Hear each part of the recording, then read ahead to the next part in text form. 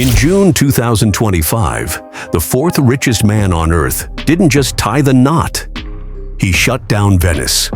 What was supposed to be a private celebration turned into a worldwide spectacle, complete with billionaires, royalty, super yachts, locked airspace, and a city brought to a standstill. This wasn't love expressed through tradition. This was status broadcast, like a press release. And the world? It noticed, loudly. From burning effigies to global backlash, this event exposed something much deeper. How far the super-rich will go, not just to celebrate, but to redefine celebrity itself. Before we begin, tap subscribe and join us here on Billionaire Exclusives, where we decode the truth behind luxury, influence, and the headlines you weren't supposed to question. Now, let's begin. Venice, Italy, a place known for its quiet canals, centuries-old beauty, and floating charm. But for 3 days in June, it wasn't the city of lovers, artists, or even citizens. It was a fortress, rented and repurposed for one event that redefined the word wedding. From June 26th to 28th, Venice didn't belong to Venetians. It belonged to Jeff Bezos and Lauren Sanchez. Hotels emptied, airspace closed, public routes blocked.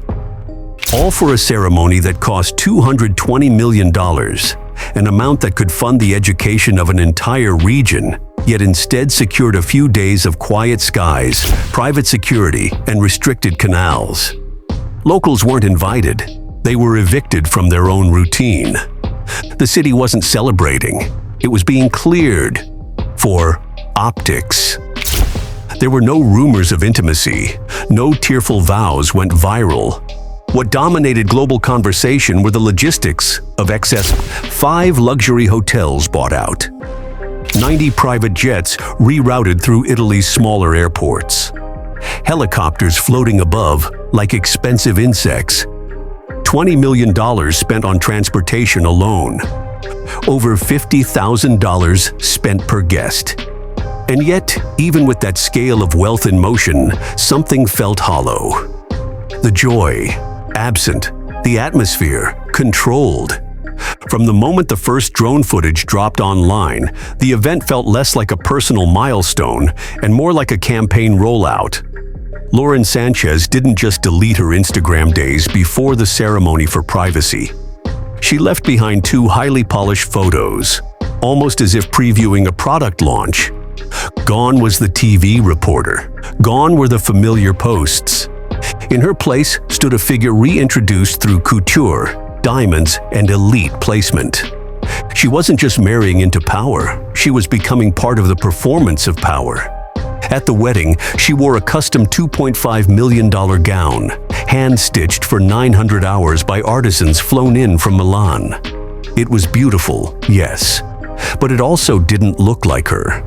It looked like a magazine cover, and the world noticed.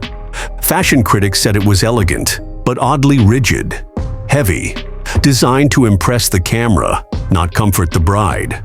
Some called it graceful, others called it theatrical. But the emotion, they agreed, felt distant. If weddings are a reflection of a couple's shared life, this guest list offered no such story. On paper, it was the stuff of dreams. Oprah, Leonardo DiCaprio, the Kardashians, Queen Rania, Tom Brady, Bill Gates, Ivanka Trump, Sydney Sweeney, and dozens more from every industry worth naming. But that's all it was, names. No shared memories, no warmth between guests, no genuine connections that made sense. The Kardashian sisters stood like mannequins. Leo kept his head low under a black baseball cap. Kim's dress cost more than some homes, but her expression looked like she'd rather be anywhere else. Some guests appeared to be attending a press event, not a romantic gathering. The world began asking, were they there as friends or as photo ops? Outside the palace walls, Venice responded with fury. Protesters filled the streets, not with confetti, but with anger. A life-size effigy of Bezos in Amazon attire was thrown into the Grand Canal. Greenpeace hung banners reading, "If you can rent Venice, you can pay more taxes."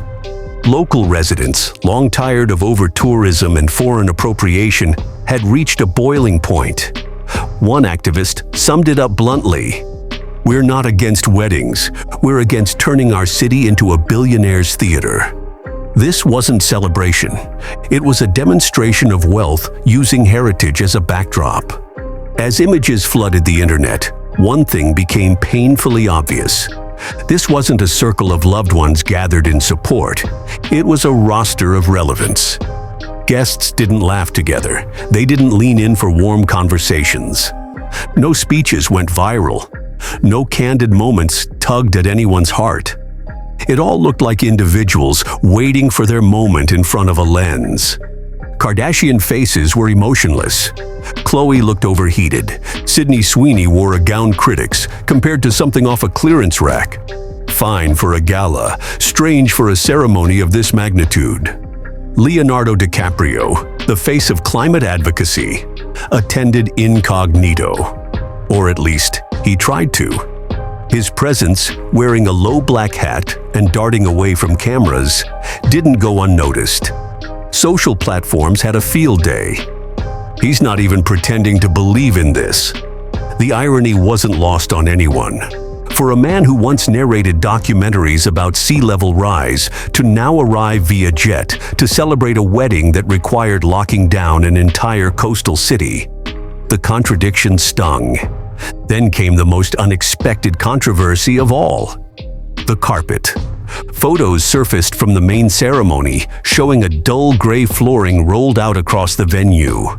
Cold, commercial, uninspiring. To many, it looked exactly like the flooring inside an Amazon distribution hub. Within hours, the internet labeled it the boardroom carpet. Thousands mocked the event for spending over $200 million and still managing to bring the blandness of corporate life into the heart of Venice. This minor detail became symbolic, not because it was expensive, but because it looked like no one had stopped to care what it meant.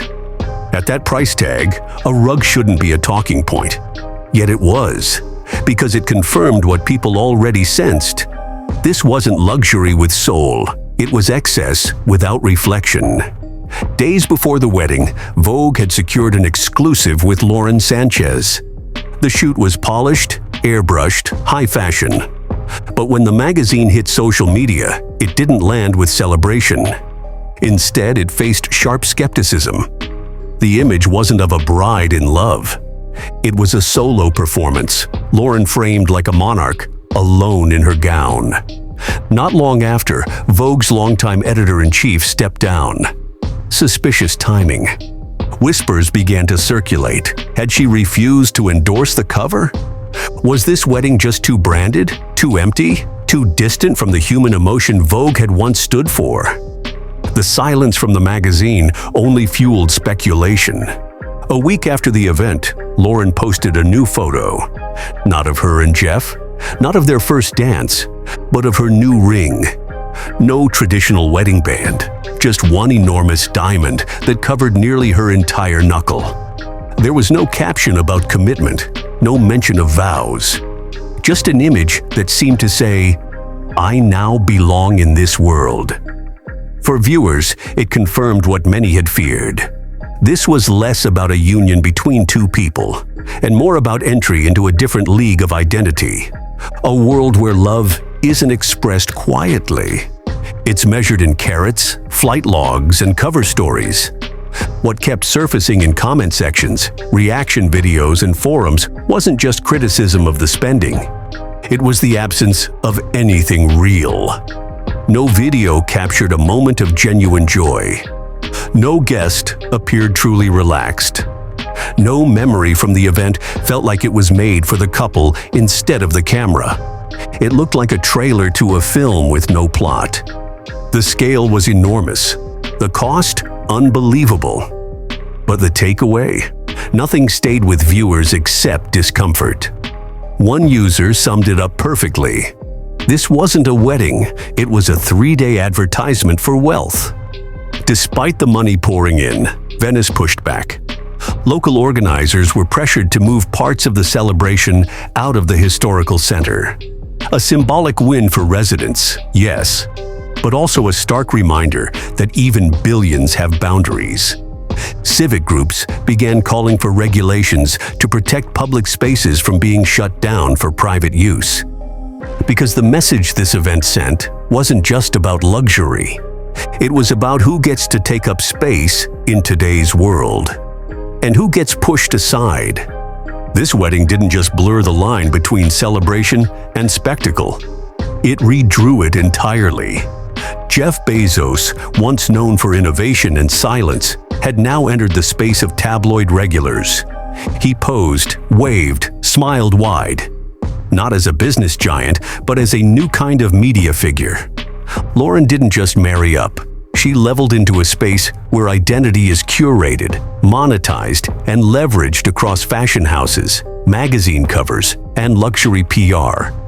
And together, they created a new blueprint for what elite rebranding looks like. But at what cost? In the days that followed, public opinion didn't soften. It hardened. There was no admiration for how expensive the jewelry was. No fascination with how many yachts circled the island. Instead, there was a growing fatigue, a weariness with performances of wealth that seemed disconnected from reality. People weren't angry that the wedding cost so much. They were exhausted by the silence that surrounded it. No philanthropy announcements, no gestures toward local culture, no acknowledgement of the disruption caused to Venice's daily life. Just a glamorous display that seemed to say, "Look at us, we can." And for many, that wasn't inspiring. It was hollow. Strip away the couture gowns. Take away the private chefs, the chartered jets, the scented hallways and armored jewelry cases. What remains? Not much, because for all its spectacle, this wedding left behind no story, only statistics. Dollars spent. Celebrities spotted. Airspace closed. Cities blocked. But where was the moment that felt intimate? Where was the gesture that said, "This day matters to us"? Even in curated photos, the couple looked more rehearsed than radiant.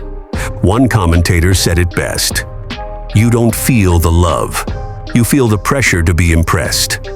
This was never about romance. It was about control of narrative.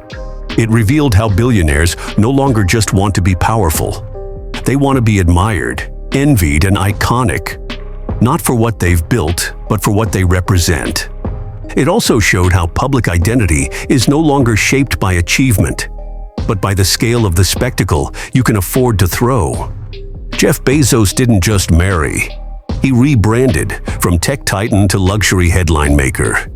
Lauren Sanchez didn't just say, "I do." She stepped into a space where influence is draped in designer fabric and distributed in media packages. And the world, whether by curiosity or outrage, couldn't look away. For centuries, Venice has been a symbol of art, craftsmanship, and quiet beauty. But for 3 days, it became a mirror. Not for elegance, but for excess. Not for intimacy, but for influence. As gondoliers paused their work, as families stayed home, and as activists marched through once busy alleys, the truth became impossible to ignore. This wasn't a moment to remember. It was a moment that made people question everything. Years ago, the ultra-rich stayed in the background. They made their moves quietly. Wealth was silent, often invisible. But today, wealth performs. It hosts, it broadcasts. It dresses for impact and rents history as a backdrop. And in doing so, it invites questions it never had to answer before. Can luxury be meaningful if no one believes in its sincerity? Is a celebration still valid when it alienates the very place it's held in? Is power respected or simply tolerated when it wears a crown it never earned? This wasn't just the most expensive wedding in recent history. It was a signal flare from the highest tier of society. A statement that said, "We're not just rich, we're unreachable and we know it." But that message didn't land the way it was intended. Because the story that emerged wasn't about beauty, elegance, or passion. It was about disconnection. A wedding meant to be unforgettable turned out to be unforgettable for the wrong reasons. For all the money spent. For all the outfits, rings, planes, and parties. What this wedding couldn't secure was the one thing it should have owned. Belief. Belief that love brought these two together. Belief that this celebration mattered to more than just their brand image. Belief that this event wasn't staged to sell the idea of relevance to a public that's already moved on from empty shows. In a world growing wiser and more skeptical by the day, money can no longer control the story. Not completely. And in that truth, maybe there's still hope. Hope that luxury can return to meaning. Hope that love won't always need a spotlight. Hope that celebration can still belong to people, not just to names carved on steel yachts and magazine covers. If you found this story eye-opening, hit that subscribe button right now and join us at Billionaire Exclusives, where we strip away the filters and tell the real stories behind power, influence, and the lives money tries to rewrite. Leave your thoughts in the comments. Was this a love story or a lesson? Let's talk.